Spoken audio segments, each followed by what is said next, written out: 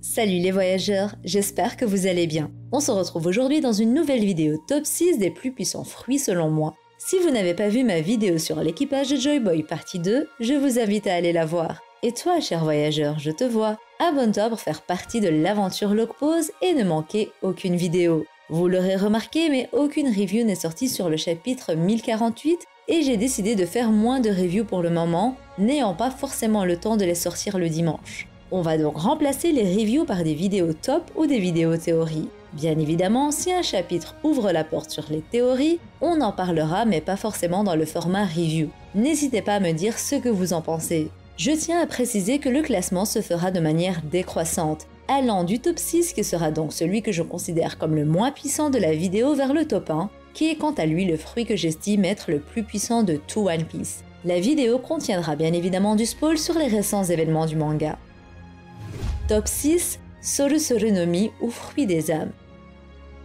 Détenu par la Yonko Big Mom, le fruit des âmes permet à son utilisateur de dérober les âmes de ceux qui ressentent de la peur envers son utilisateur. C'est l'effet basique du fruit à la manière du Mero Mero de Hancock qui nécessite que ses adversaires aient du désir envers elle pour être totalement pétrifiés. Mais vous vous doutez bien, c'est loin d'être les seules capacités de ce fruit. La raison principale pour laquelle je l'ai mis dans mon classement est que tu peux donner vie à une multitude de choses comme un nuage pour maîtriser la foudre, la mer afin de créer des tsunamis, du feu, des armes, objets et toutes choses n'ayant pas d'âme. Une fois cela fait, tu détiens le contrôle parfait de ces objets ou éléments, c'est ce qu'on appelle remise. À partir de là, il ne faut pas montrer plus pour comprendre que ça s'applique à toute chose, même le vent ou la terre, même si Big Mom n'en a pas fait la démonstration. On vient de voir la base des capacités acquises avec ce fruit du démon, mais il y a encore plus. Tu peux établir des pactes auxquels tu soumets quelqu'un d'inférieur à toi de force pour voler de l'espérance de vie ou voler l'entièreté de l'âme de quelqu'un. C'est ce qu'on appelle le Life or Death, ou plus précisément, Life or Oshiruko. Néanmoins, il ne faut pas oublier que si ton ennemi ne te craint pas, l'attaque sera inefficace comme on a pu le constater avec Jinbei, Law et Kid. Parlant d'eux, ce sera durant leur affrontement contre Big Mom que cette dernière nous montrera l'étendue de sa puissance et de ses capacités. Elle a été capable de réparer ses os brisés et de se rendre bien plus puissante en sacrifiant 1 an de sa propre espérance de vie. En combinant les remises que tu crées en utilisant l'environnement à ton avantage, comme par exemple en créant des remises d'objets ou armes, et en gardant une botte secrète comme pouvoir booster ses capacités en l'échange d'1 an de sa vie, tu deviens tout bonnement monstrueux. Et on en a la preuve puisque c'est une Yonko qui détient ce fruit et c'est sur ça que repose sa puissance principalement, outre ses capacités physiques et sa résistance surhumaine de nature. Je trouve quand même que le fruit a été mal exploité par Oda et qu'il avait beaucoup plus de potentiel, mais ce qu'on a vu est suffisant que pour pouvoir le placer dans un top. Top 5, Ope Ope no Mi. Nous avons ensuite le Ope Ope no Mi qui est un fruit du démon de type Paramecia. Ce dernier permet à son utilisateur actuellement Trafalgar D. Law de créer un territoire sphérique d'aura bleu clair. Dans ce territoire, il est capable de tout contrôler. Le point faible de cette capacité, c'est que si la cible se trouve en dehors de sa sphère appelée Room, l'utilisateur du Ope Ope no Mi n'est capable de rien car il a une superficie maximale et ne peut pas l'étendre à l'infini. Ce qui est logique au vu de la puissance que ce fruit possède. Il faut bien imposer des limites. Le Ope Ope no Mi est appelé le fruit ultime du démon, en raison de son pouvoir unique d'accorder à une autre personne la jeunesse éternelle en échange de la vie de l'utilisateur actuel. Les plus grands exploits que Law fait avec sont d'avoir pu trancher une île en deux, détruire un organe de Doflamingo et surtout d'avoir pu blesser la Yonko Big Mom, étant le premier à lui avoir fait cracher du sang aux yeux des lecteurs. C'est un exploit qu'il a pu faire en éveillant son fruit face à elle au chapitre 1029 il me semble. En utilisant l'éveil, il est capable de créer une room inversée sur sa propre lame afin de l'introduire dans le corps de l'adversaire ou de l'allonger. C'est tout bonnement cheaté. Il a réussi à faire trembler Onigashima grâce à cet éveil et surtout blesser grièvement Lin Lin.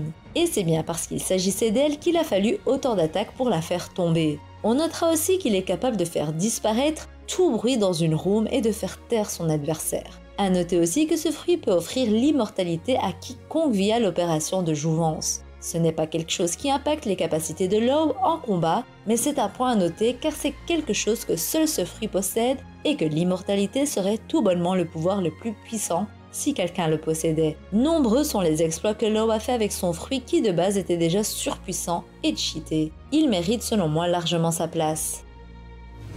Top 4. Le Uo-Uonomi est un Zoan mythique détenu par la créature la plus puissante du monde, Kaido. Étant un Zoan, il octroie à son utilisateur une augmentation de la force physique, de la résistance et de la vitesse de régénération lorsqu'il se transforme.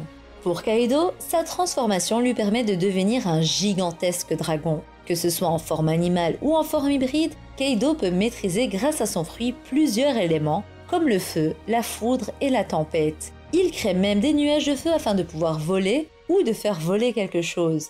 Il a réussi à faire soulever une île de manière constante près de 55 chapitres tout en combattant adversaire sur adversaire. Parmi tout ce que Kaido nous a montré, on peut mentionner le fait qu'il puisse cracher du feu, détruisant une montagne, qu'il peut créer des tonnerres et tornades, qu'il peut créer un dragon de feu enflammé autour de lui qui est bien plus grand que lui, faisant fondre une corne du crâne de Onigashima sans même la toucher, et qu'il peut soulever une île sans difficulté. Kaido a toujours accompagné son fruit de sa force physique et de son kanabo, utilisant ce dernier pour booster ses capacités et maîtriser les éléments. Il passe d'ailleurs aussi souvent sous sa forme dragon en plein combat, ce qui montre qu'il varie dans sa manière de combattre. Son fruit est naturellement cheaté et il nous a montré qu'il méritait sa réputation grâce à l'usage qu'il en fait et des capacités qu'il peut octroyer. Il mérite donc lui aussi d'être dans ce classement. Top 3. Le Gura-Guranomi ou fruit des tremblements. Il s'agit donc d'un paramécia qui permet à l'utilisateur de créer des vibrations. Il a été mangé par Barbe Blanche puis par Barbe Noire, un fruit redoutablement réputé pour être capable de détruire le monde et est considéré comme le fruit le plus fort de la classe paramécia. Nous avons pu voir l'étendue de sa puissance dans la guerre de Marineford, opposant Barbe Blanche à la marine. Barbe Blanche a été capable de provoquer un tsunami en créant des fissures impactant les voies maritimes. Barbe Blanche était également capable de créer des ondes de choc à distance comme il peut en créer une et directement frapper un ennemi avec, comme on l'a vu contre le vice-amiral John Giant et contre l'amiral Sakazuki. Il peut littéralement briser des corps de l'intérieur avec ses tremblements. Ses capacités restent assez limitées, elles ne varient pas autant que celles des fruits cités précédemment dans la vidéo, mais le simple fait qu'il ait la capacité de détruire le monde, et que sa puissance nous ait été vendue à un point où Sengoku doutait de sa victoire alors que la marine était militairement plus puissante et sur son territoire. Et il a bien précisé que la marine pouvait perdre car Barbe Blanche avait le pouvoir de détruire le monde. Il fait donc directement référence au fruit et il n'aurait pas dit ça face à quelqu'un ne détonnant pas ce fruit. Ça montre donc la puissance du Gura-Guranomi, mais même s'il peut détruire le monde et qu'il s'agit du paramécia le plus fort, il ne peut se positionner devant les deux fruits du démon qui sont à la deuxième et première position. Top 2, Yami Yaminomi ou fruit des ténèbres. Top 2, et encore je doute du fait qu'il ne mérite pas la première place du classement. Il s'agit d'un fruit du démon de type Logia. L'un de ses pouvoirs est d'annuler les autres capacités du fruit du démon par contact physique. Contrairement à tous les autres utilisateurs Logia, il ne peut pas se transformer lui-même en ténèbres comme le fait par exemple Akainu en modifiant son corps en magma. Les attaques peuvent passer à travers lui. L'utilisateur peut tout absorber dans ces ténèbres, que ce soit des êtres vivants ou des objets. Il peut également utiliser la gravité pour attirer irrémédiablement l'adversaire vers lui, même si c'est un utilisateur du fruit du démon de type Logia. Le Yami Yaminomi est un contre à tout fruit du démon qui peut tout réduire à néant et tout engloutir. Il peut être autant super fort défensivement que offensivement puisqu'il peut extraire tout ce qu'il absorbe et impacter directement la gravité avec. Son plein potentiel est loin de nous avoir été montré, mais le peu qu'on a vu suffit. Il a été capable d'écraser Ace grâce à ce fruit et d'arrêter des attaques du Gura-Guranomi de Barbe Blanche.